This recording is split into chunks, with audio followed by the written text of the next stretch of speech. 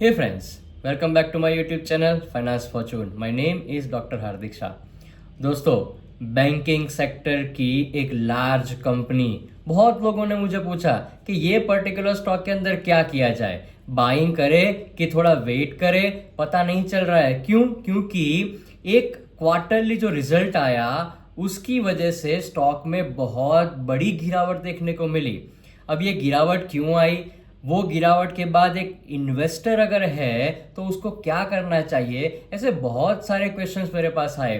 तो मुझे लगा कि ये पर्टिकुलर स्टॉक का एक छोटा सा एनालिसिस वीडियो मैं यहाँ पर रख देता हूँ ताकि एटलीस्ट लोगों को आइडिया आ जाए कि एचडीएफसी बैंक का फ्यूचर क्या है. दोस्तों, आपने गैस कर लिया और मैंने बोल भी दिया. बैंकिंग सेक्टर की लार्ज कैप कंपनी, बहुत ही बड़ी दिग्गज बैंक जिसका नाम एचडीएफसी बैंक. तो आज के ये वीडियो के अंदर मैं बात करने वाला हूं एचडीएफसी बैंक के स्टॉक का एनालिसिस के बारे में. ऑलमोस्ट सारी चीजें, जो चीज आपको जानने लायक है ना, जिससे आपको बेनिफिट हो सकता है, एडवांटेज मिल सकता है, वो सारी चीजें ये स्टॉक के बारे में मैं आज बात करने वाला हूं.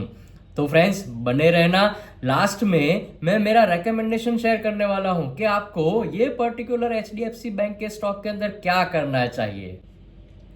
एज यूजुअल, अगर अभी तक आपने मेरे चैनल को सब्सक्राइब नहीं किया हुआ है तो सब्सक्राइब बटन को क्लिक करो और बेल आइकन को दबाना मत भूलना ताकि फ्यूचर के मेरे जो वीडियो आने वाले हैं उसका नोटिफिकेशन आपको पहले मिल जाए. फ्रेंड्स, कुछ डेटा, मतलब प्रॉपर ऑथेंटिकेट डेटा लिया हुआ है. और डेटा कहाँ से लिया हुआ है मैं वो रिवील कर रहा हूँ कि वो मैंने सारे डेटा मनी कंट्रोल की वेबसाइट पर से लिए हुए हैं. सो फ्रेंड्स, जो डेटा मैं आपके साथ शेयर कर रहा हूँ वो प्रॉपर ऑथेंटिकेट डेटा है जो एचडीएफसी बैंक के रिलेटेड है. सो डेटा जानना इसलिए आपके लिए जरूरी है कि ये जो बैंक है, मतलब व्यू क्या बनेगा हमारा, मतलब पॉजिटिव व्यू बन रहा है, नेगेटिव क्या व्यू बन रहा है, उसके लिए थोड़ा डेटा को एनालिसिस करना जरूरी है. तो मैं डेटा से शुरुआत कर रहा हूं. तो सबसे पहले मैं बात करता हूं, तो जो ये एचडीएफसी बैंक है वो बैंकिंग सेक्टर में मार्केट लीडर बोला जाता है. मतलब आपको भी पता है कि अगर एचडीएफसी बैंक का स्टॉक गिरना शुरू हुआ तो उस दिन मार्केट के अंदर बैंक निफ्टी ने सबसे बड़ी गिरावट दिखाई दी. और अगर यही स्टॉक अगर ऊपर जाना शुरू होगा तो मार्केट के अंदर बैंक निफ्टी भी आपको बहुत ही बड़ी पॉजिटिव रैली दिखा सकता है. सो मार्केट कैपिटलाइजेशन, ये पर्टिकुलर बैंकिंग सेक्टर का stock HDFC bank 11 lakh crore की मार्केट कैप है. इसके नेक्स्ट जो आती है ना प्राइवेट सेक्टर के अंदर, जो नेक्स्ट आती है वो आईसीआईसीआई बैंक आती है जिसका मार्केट कैप 7,50,000 करोड़ के आसपास है. मतलब आप देख सकते हो, आपको आइडिया भी आ सकता है कि 11 लाख करोड़ का जो मार्केट कैप है, मतलब कितना बड़ा मार्केट शेयर इनका ये पर्टिकुलर स्टॉक का बैंकिंग सेक्टर के अंदर है. इसीलिए तो बैंक निफ्टी के अंदर भी है और निफ्टी के अंदर भी ये स्टॉक को जगह मिली हुई है. उसके बाद मैं आपके साथ एक और डेटा शेयर कर रहा हूं. जो कंपनी का जो प्राइस अर्निंग रेशियो निकल के आया है ना, पिछले एक साल के डेटा की बात कर रहे हैं, जो प्राइस अर्निंग रेशियो निकल के आया है वो 18 के आसपास का निकल के आ रहा है. और यही चीज को मैं कंपैरिजन करने जाऊं पूरे इंडस्ट्री मतलब बैंकिंग इंडस्ट्री के साथ कंपैरिजन करने जाओ तो इंडस्ट्री का जो पी रेशियो निकल के आया है वो 24 के आसपास का निकल के आ रहा है. फ्रेंड्स, पी रेशियो से एटलीस्ट ये पता चल जाएगा कि इंडस्ट्री के मुकाबले में ये पर्टिकुलर स्टॉक के अंदर कितना वेरिएशन है, कितने सस्ते भाव पर मिल रहा है, कितने महंगे भाव पर मिल रहा है. That you will get to know. So मैंने आपके साथ मार्केट कैपिटलाइजेशन की बात की, उसके बाद में बात किया आपको पी रेशियो के बारे में बात किया. एक नेगेटिव साइड ये है कि पिछले 3 साल के अंदर कंपनी तो प्रॉफिटेबल है, बिल्कुल प्रॉफिटेबल है, क्योंकि कंपनी का जो ग्रोथ रेट निकल के आया है ना, बैंक का जो ग्रोथ रेट निकल के आया है वो ऑलमोस्ट 18 से लेकर 20% का सीएजीआर निकल के आया हुआ है. बट इन्वेस्टर को पिछले 3 साल से कोई रिटर्न नहीं मिल रहा है. मतलब कोई रिटर्न का मतलब ये बोल रहा हूं कि नेगेटिव रिटर्न मिल रहा हुआ है. पिछले 3 साल का अगर डेटा निकालने जाए तो 3 इयर्स नेगेटिव रिटर्न कंपनी दे रही है. उसके साथ साथ एक और बहुत ही इंटरेस्टिंग डेटा मैं आपके साथ शेयर कर रहा हूं. देखो, ये जो 11 लाख करोड़ की जो मार्केट कैप है, सबसे ज्यादा होल्डिंग फॉरेन इन्वेस्टर्स की है. मतलब 52% के अराउंड फॉरेन इन्वेस्टर्स का होल्डिंग है यहाँ पर. डोमेस्टिक इन्वेस्टर, जो इंस्टीट्यूशनल इन्वेस्टर्स है, जो डोमेस्टिक है, उनका होल्डिंग अप्रोक्सीमेटली 31% के आसपास है. मतलब जो 100% मार्केट कैप है उसमें से करीबन करीबन 83% तो FII और DII के पास ही है। मतलब देखो, कुछ तो सोच समझ कर उन लोगों ने यहाँ पर ये बैंक के अंदर अपने पैसे डाले होंगे। HDFC बैंक के अंदर FII का 52%, DII का ऑलमोस्ट 31%, दोनों का मिलाकर 83, और पब्लिक के पास करीबन करीबन अप्रोक्सीमेटली 16-17% का स्टेक है। सो एक पॉजिटिव न्यूज़ है। जो मैंने बोला 20% का CAGR कंपनी दे रही है। अब मैं बात कर रहा हूं स्टॉक प्राइस के बारे में। फ्रेंड्स, स्टॉक बहुत पिट चुका। Q3 का जो रिजल्ट आया ना, उसमें सबसे बड़ी इंपैक्ट आई जो मर्जर किया हुआ था HDFC बैंक का और HDFC लिमिटेड का।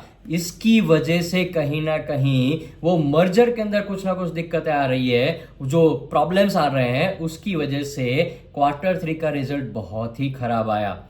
इन्वेस्टर्स के पॉइंट ऑफ व्यू से देखने जाए, मार्केट पॉइंट ऑफ व्यू से देखने जाए तो लोगों को पसंद नहीं आया। प्रॉफिटेबल था, राइट, प्रॉफिटेबल तो था, पर मार्केट को और इन्वेस्टर्स को ये पसंद नहीं आया और बहुत ही ज्यादा पीट गया। मैं कुछ लेवल्स, इंपॉर्टेंट लेवल्स के बारे में बात कर रहा हूं। सबसे पहला इंपॉर्टेंट लेवल जो 52 वीक हाई, जो कंपनी का 52 वीक हाई है वो 1757 रुपए, 1757 का 52 वीक हाई है। और वहां से आज के दिन तक के जो प्राइस की बात करें, आज जो मार्केट में ये वीडियो रिकॉर्ड कर रहा हूं तो मार्केट प्राइस, जो करंट मार्केट प्राइस चल रही है वो 1460 के आसपास की चल रही है।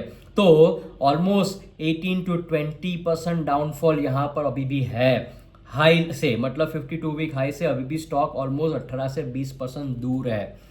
अब एक और लेवल, सपोर्ट लेवल। फ्रेंड्स, कई टाइम से एक रेंज बाउंड काम कर रहा है ये शेयर। 1300 ऑलमोस्ट 60 से लेकर, जिसने 52 वीक लो बनाया 1360 का, 1360 से लेकर 1480, 1360 से लेकर 1480 के बीच में ही स्टॉक एकदम स्ट्रांगली, मतलब ना 1360 को नीचे के साइड पर क्रॉस कर रहा है, ना 1480 के ऊपर क्रॉस कर रहा है। देखो, एक रेंज में जब स्टॉक काम करता हो ना, तो आपके लिए थोड़ा डिफिकल्ट हो जाता है आइडेंटिफाई करना कि ये स्टॉक के अंदर मूवमेंट अपसाइड आएगी या डाउन साइड आएगी। दोस्तों, हम क्या करें? आपके लिए मेरा रिकमेंडेशन सिंपल है। अभी है ना, थोड़ा वेट एंड वॉच कर सकते हो। अगर आप इन्वेस्टर हो तो कोई प्रॉब्लम नहीं है। देखो, 1450, 1455, 1460 के प्राइस पर अगर आपको HDFC बैंक का स्टॉक मिल रहा है, आप अपनी क्वांटिटी डिसाइड करो, अपना इन्वेस्टमेंट डिसाइड करो, आप आराम से लेकर बैठ जाओ, कोई चिंता मत करो। पिछले 3 साल में नेगेटिव रिटर्न दिया हुआ है।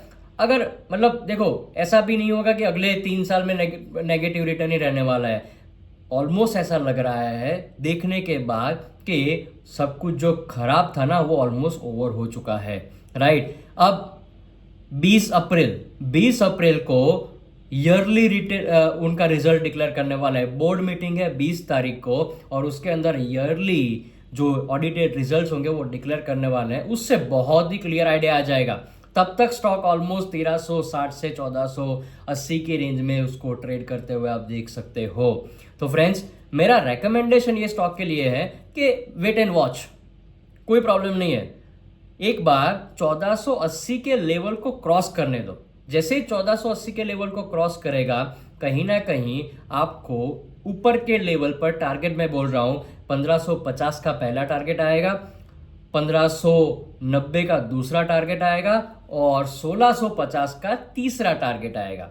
पर अगर गलती से Q4 के रिजल्ट जो 20 तारीख को डिक्लेयर होने वाले हैं, अगर उसमें भी कोई थोड़ा बहुत भी प्रॉब्लम आ गया तो 1380 के लेवल को भी नोट करो फ्रेंड्स। 1380 को जैसे ही वो बिलो करेगा, मतलब नीचे क्रॉस करेगा, आपको 1250 के लेवल भी देखने को मिल सकते हैं। सो मैं ये सोचने, मतलब मैं मेरा व्यू आपके साथ शेयर कर रहा हूं कि अभी है ना, थोड़ा वेट एंड वॉच कर लो। एक बार 1480 1500 को क्रॉस करने दो। जैसे ही 1500 के लेवल क्रॉस हो जाएंगे ना, आपको एक बहुत ही बड़ी अच्छी रैली देखने को मिलेगी। तो फ्रेंड्स, ऑलमोस्ट बहुत सारी डिटेल्स डेटा के साथ मैंने आपके साथ शेयर कर दी है HDFC बैंक के अंदर आपको क्या करना चाहिए, और मेरा व्यू भी बोल दिया मैंने कि HDFC बैंक में आपको लेवल्स के साथ एक इंफॉर्मेशन प्रोवाइड कर दी है कि आपको अगर एंटर होना है तो कौन से लेवल पर एंटर हो सकते हो और आपका टारगेट भी क्या बन सकता है। आई होप कि आप ये वीडियो अपने फ्रेंड्स के साथ शेयर कर दोगे, ताकि HDFC बैंक के बारे में तो सबको जानने की बहुत ही इच्छा होती है, क्योंकि वो बैंकिंग सेक्टर का एक बहुत ही बड़ा स्टॉक है। Friends, share this video with your friends and family members and subscribe to my YouTube channel. Thank you so much for watching my video. Thank you very much, friends. Thank you so much.